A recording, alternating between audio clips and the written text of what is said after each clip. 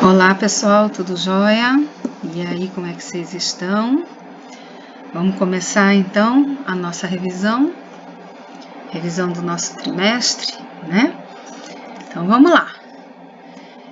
Então hoje a gente vai rever os assuntos dados, né, durante os últimos tempos. E aí, relembrando, na parte de leitura e produção de texto, nós vimos o quê? Crônica, né?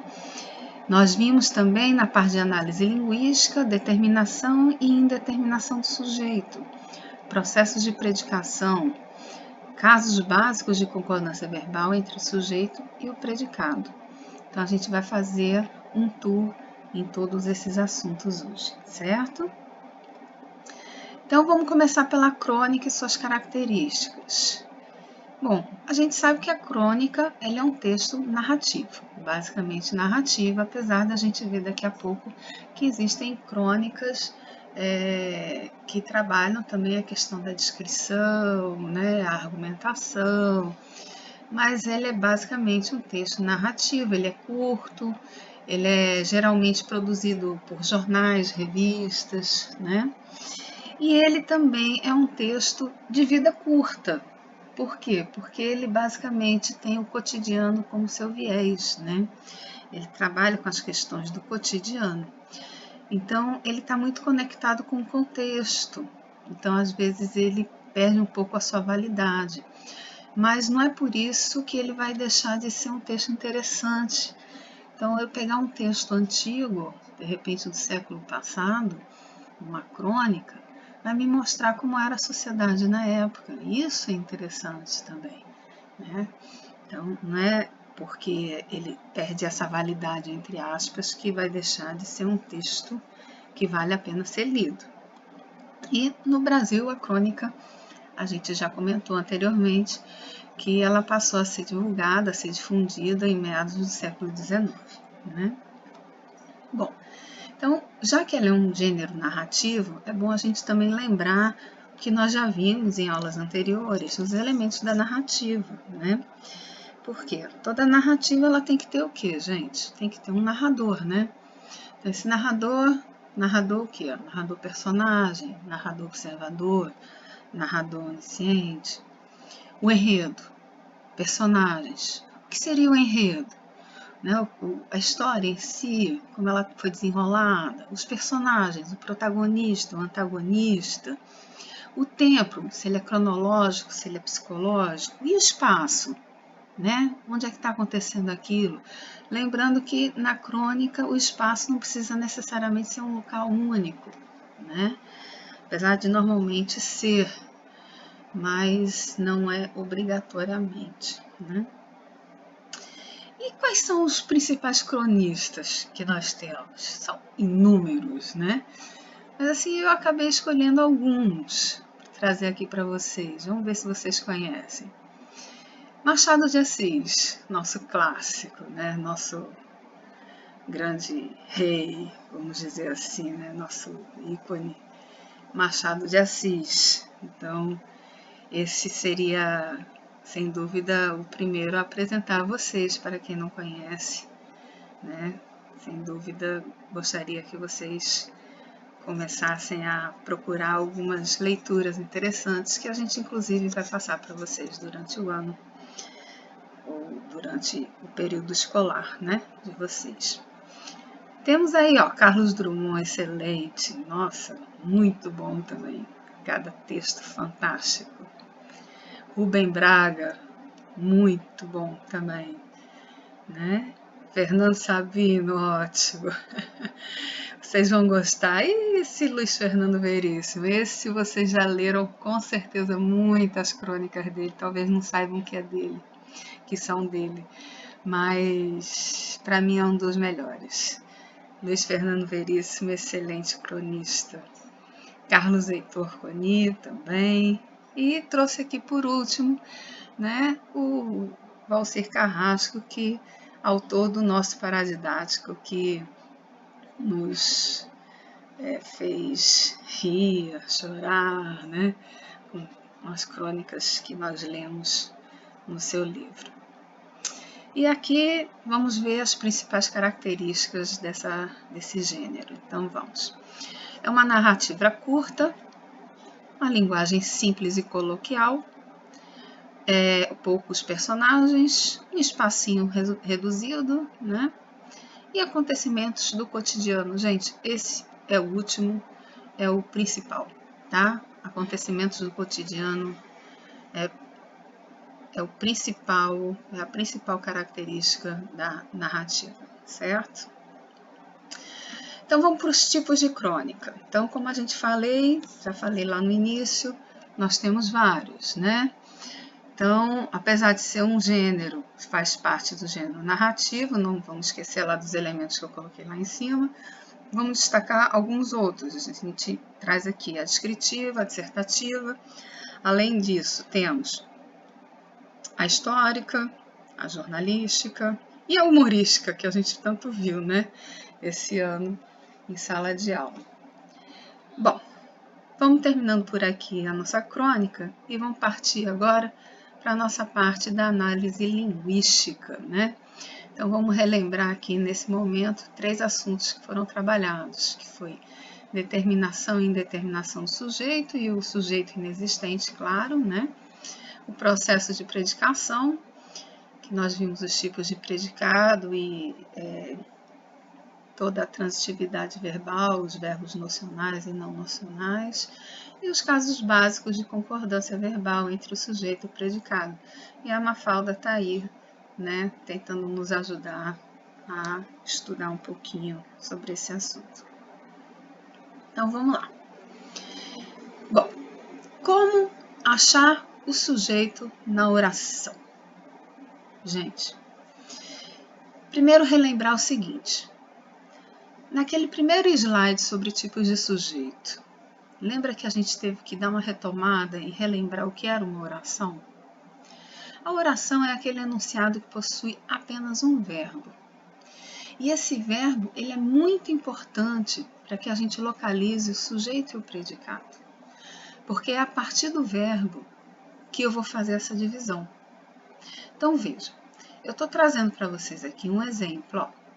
O rapaz partiu de casa cedo. Com esse enunciado aqui, eu tenho o verbo partir flexionado aqui. Eu pegando esse verbo e fazendo a pergunta quem ou o que, eu vou achar o meu sujeito. Então eu pergunto ao verbo: quem partiu? Quem partiu foi o rapaz, não é verdade? Olha o rapaz aqui. Pronto. Rapaz é o meu sujeito. O que sobrar, gente, tudo que sobrar é o meu predicado, certo? Então, fazemos a pergunta ao verbo, quem saiu? A resposta dessa pergunta sempre será o sujeito. Nesse caso, o sujeito é rapaz, o rapaz. E o restante da oração nós chamamos de predicado. Simples assim. Com isso, eu consigo já separar sujeito de predicado. Então, vamos agora a cada um. Vamos ao sujeito e depois ao predicado. Vamos lá. Primeiro, vamos ao sujeito. O sujeito, ele pode ser determinado ou indeterminado. O meu sujeito determinado, ele pode ser simples, composto ou oculto. Para eu saber essa classificação, eu tenho que localizar e identificar o meu núcleo. Vocês estão lembrados disso? Então, se eu tiver apenas um núcleo de sujeito, quer dizer, apenas só apenas uma pessoa ou algo fazendo a ação verbal, eu vou ter um sujeito simples. Se eu tiver mais de um, sujeito composto. Se eu souber quem está fazendo, mas não está ali escrito, eu vou ter um oculto. O indeterminado é quando eu sei que tem algo ou alguém fazendo essa ação, mas ela não está clara dentro da minha oração, quem está fazendo essa ação. Então, por isso que eu tenho duas construções. Vocês devem olhar naquele slide inicial sobre tipos de sujeito, que é a construção em terceira pessoa do plural ou com a partícula ser na terceira pessoa do singular, com indeterminação do sujeito, certo? Agora, nós temos aqui em separado as orações sem sujeito, que apesar de não terem sujeito, elas são classificadas. São aquelas orações que têm os verbos impessoais, que nós vamos ver depois a sua concordância mais na frente, ok? Então, a gente pode já vir para o predicado. Chegando no predicado, o que nós temos que relembrar? Primeiro, que o predicado ele é constituído por um verbo ou por uma locução verbal, né? E esse verbo ou essa locução verbal, ela pode ser um verbo ou uma locução verbal nocional ou não nocional. Aí vocês perguntam, mas que danado é isso? Que nome difícil é esse? Simples, gente. Nocional é aquele que indica ação e não nocional é aquele que indica estado. É o famoso verbo de ligação. Então, quando eu digo, olha, Joana comprou uma bicicleta, a Joana, ela fez a ação verbal, ela fez a ação de comprar a bicicleta. Então, comprar é um verbo de ação, logo é um verbo nocional, ok? E quando eu digo que Joana está cansada hoje, se eu botar um ponto final aqui depois do está, vejam que eu não tenho como dizer o que está acontecendo com a Joana, você não sabe. Por quê? O que vai dizer o que está acontecendo com a Joana é o adjetivo cansada, que está depois do verbo e está dizendo o que está acontecendo com a Joana, certo? Vejam que cansada, esse adjetivo, não está aqui do ladinho de Joana no sujeito, está dentro do predicado. Então, ele está dando uma característica ao sujeito, mas está no predicado. Por isso que nós chamamos de predicativo, certo? Então, a gente chama de verbo de ligação, porque ele não diz qual é o que está acontecendo, qual é a ação do sujeito. Quem está dizendo o que está acontecendo com o sujeito é o predicativo aqui, cansado. Ok? Bom, vamos para o tipo de predicado agora. Nós temos aqui o predicado nominal, verbal e o verbo nominal. Da mesma forma que o sujeito, que eu disse que a gente classifica o sujeito em função do núcleo, a gente também vai classificar o predicado em função do núcleo. Então, eu só vou classificar como predicado nominal se o núcleo do meu predicado for um nome, como predicado verbal se o núcleo do meu predicado for um verbo, e como predicado verbo nominal eu vou ter dois núcleos, um verbo e um nome, certo? Vamos ver já já como isso funciona. Só que antes eu quero relembrar uma coisinha para vocês. O que são esses verbos nocionais?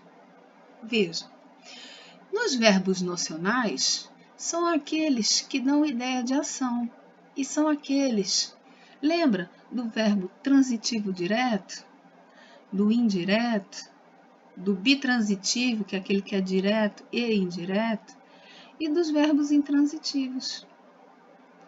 E também dos não nocionais, que são os verbos de ligação, ser, estar, permanecer, ficar. Lembram deles? Isso aqui é muito importante para a gente classificar os tipos de predicado, tá bom? Então, vamos lá, identificar agora os tipos de predicado. Vamos começar pelo predicado verbal. Então, a primeira dica que eu dou para vocês é a seguinte. Todo verbo nocional, que é o que eu disse para vocês, que é o verbo de ação, ele automaticamente, por si só, já é núcleo do predicado, tá bom? Então, vejam que, quando eu digo, o carteiro entregou a encomenda, entregar é um verbo de ação, é um verbo transitivo direto, então, logo, entregar é núcleo do predicado. Gostaria de amizades verdadeiras. Gostar é um verbo transitivo indireto. Gostar é um verbo de ação. Logo, gostar é núcleo do predicado. Não tem o que discutir. Ofereci flores à minha namorada.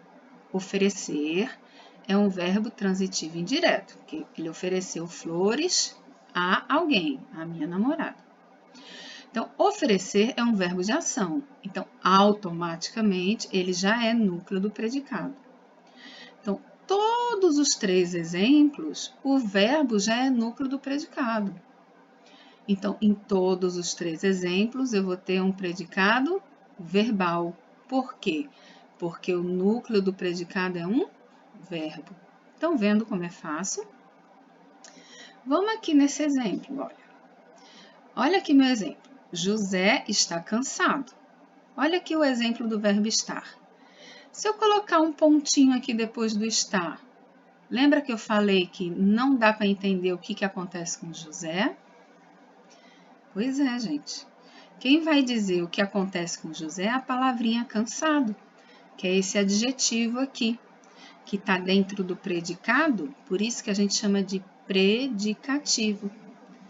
Como ele está dando uma qualidade ao sujeito, a gente chama de predicativo do sujeito. Então, o núcleo do predicado deixou de ser o verbo de ligação, que não está dizendo nada sobre José, e passou a ser o núcleo do predicado. E por isso que a gente diz que o predicado é nominal, porque o núcleo do predicado é um nome e não um verbo. Deu para entender? Já no predicado verbo nominal, acontecem as duas coisas. Então, propositalmente, eu coloquei 2 exemplos bem parecidos para vocês entenderem aqui, ó. Eu só fiz tirar o verbo de ligação e coloquei aqui um verbo de ação, que é o verbo correr.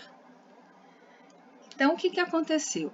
O verbo correr, como é um verbo de ação, automaticamente ele já é núcleo do predicado. Não foi isso que eu disse para vocês? Pronto. Então, aqui eu já tenho um predicado verbal. Só que, além disso, eu também tenho um predicativo. Aqui, ó. Predicativo, predicativo. Então, eu tenho 2 núcleos de predicado. Por isso que eu vou ter um predicado verbo nominal. Deu para entender? Então, a gente classifica os tipos de predicado em função do núcleo. Quando o núcleo é um verbo, o predicado é verbal. Quando o núcleo é um nome, o predicado é nominal.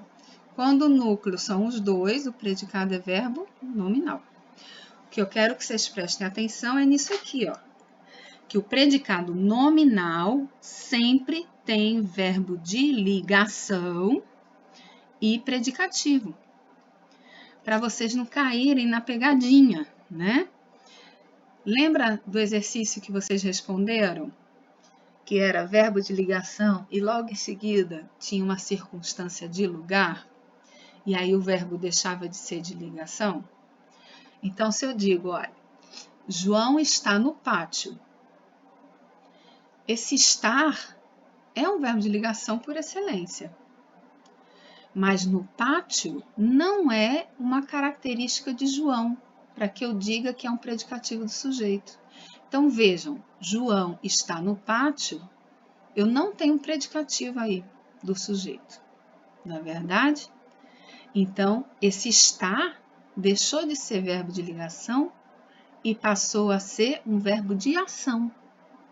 E no pátio passou a ser um adjunto adverbial de lugar. Então, nesse caso, eu não vou ter um predicado nominal, eu vou ter um predicado verbal. Prestar atenção nessas pegadinhas, tá certo? Vamos para a próxima.